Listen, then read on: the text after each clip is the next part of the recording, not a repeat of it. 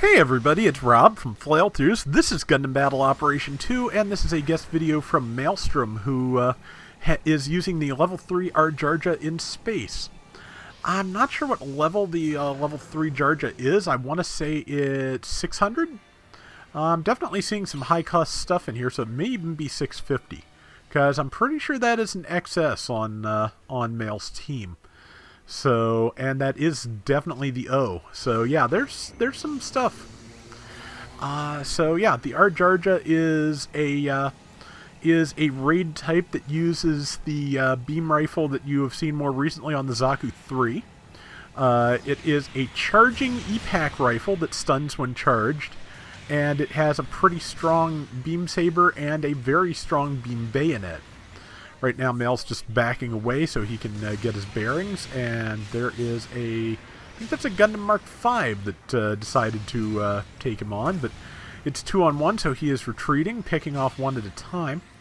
That, I think, was a Zeta Plus of some sort, and it ran away, so, good move. And this is an ace match, so, okay, he's a little bit pincered, so he may not survive here. Oh, definitely not. Wow, 2 health. So yeah, he got hit with knockdown and then took tremendous damage. Oh, that's a Dovin Wolf. And he got some damage in before he got killed, which, again, fighting 2-on-1 with 2 hit points, kind of an inevitability. But, oh no, it is a Gundam Mark V. The Gundam Mark V and the Dovin Wolf have some shared components, some shared designs. There's some common DNA there, but yeah, the Mark V has that shield, which is the thing that first allowed me to identify it. Then I saw the feet when it was fighting Mail at the end there, and it just brain slipped a cog. Now, Mail's team has a good lead already, at least a solid one for the beginning of a high cost ace match, 4,900 to 2,600. Can turn around at the drop of a hat at these costs, but it's a good foundation to build on, and there's somebody with low health to do the building with. Let's see, and that is, I'm not sure what that was, but I think it was a Zeta Plus C1. Yeah, because it's a Zeta Plus type with propellant tanks on the back. So yeah, C1. There is a Cubile Mark 1 or 2, not sure which. Either way, it is about to be dead. Probably a Mark 1, yep, Mark 1 disadvantage against a raid, because it would have been dead. And good use there with the bayonet, and yeah, good melee swapping there, did tremendous damage to that XS Gundam, but now there's a little bit of a surrounding problem. Of course, the thing with the XS is it has a lot of good weapons that kind of need some space to be used, so it's not totally useless at that close of range, but man, was he able to overwhelm it. Because, yeah, the smart gun it takes some aiming and some build-up, which means at close range it can be really hard to use. So that XS might have lived a little longer if it had decided to go to melee, but it did not, and it is gone. So, this is another one of those times where I like to remind people to just, get really familiar with the hitboxes of your melee attacks. Just the range of those. Because if you know the exact range of your melee attacks, you can hit people even when they're not really on the screen with you, which Mail was doing quite a lot and that XS could not quite pull off. So Mail is still alive and the XS is not.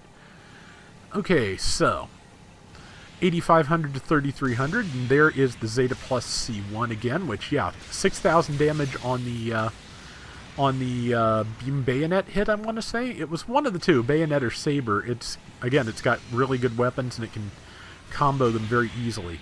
See, C1 did manage to stun Mail for a second, but was not able to follow up effectively, so now it's dead. And good shot there. That is a Totus Ritter, I believe, from the fancy backpack. And let's see. Or might have been the O, but I'm pretty sure Totus. Mail is looking pretty good for the ace, but we will see. He's gotten some solid kills here, so if he can get a couple more in the last 20 seconds, he'll have this. See, he pulled off on that, I guess because somebody else was about to kill it, and decided to go after the XS again. He's using the heat bayonet. If I've called it a beam bayonet, that is incorrect. It is a heat bayonet.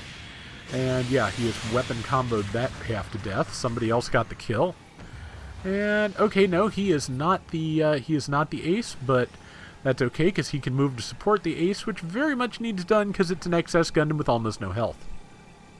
They are retreating to their base. That's a wise choice with that little health. And Mal can go protect them and or help repair them. Looks like they've got one person helping repair, and yep, he's going to do it too, so here we go. Yeah, 2.5 minutes left. They've got a tremendously good lead, but with 3 people away at the moment while they help and get the ace repaired, if their QBLA is decent and their team can work together okay, they can turn that around.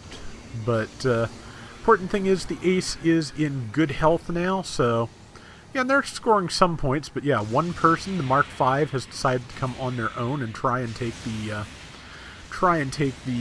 ace down, but it's 3-on-1 and it's not going to happen. Okay, well, they're starting to group up with the Mark V now, but I think it's probably too late.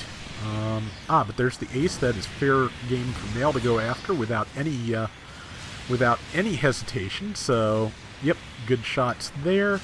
And another one, and slight damage, but yeah, the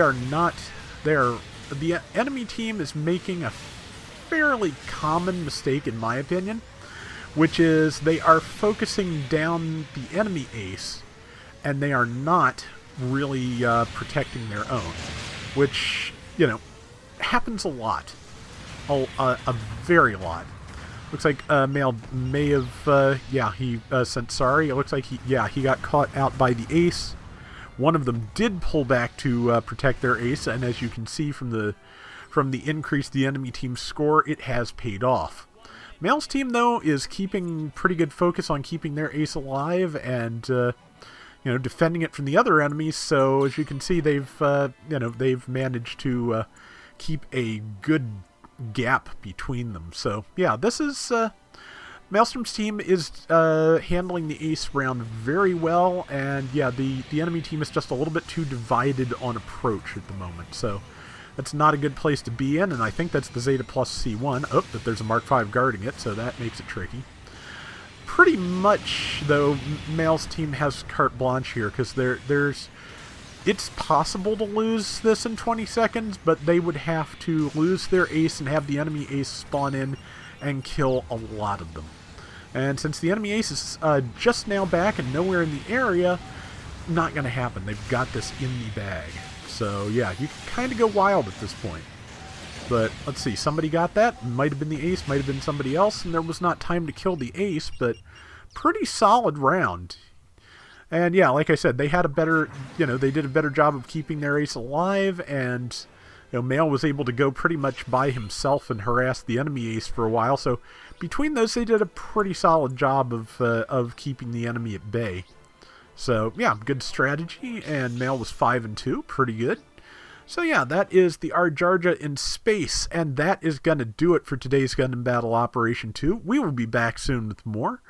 So till next time, everybody take care and have fun. Later! I need to do more space rounds, but I kind of would have to play space more to do it, so it's kind of a slow process.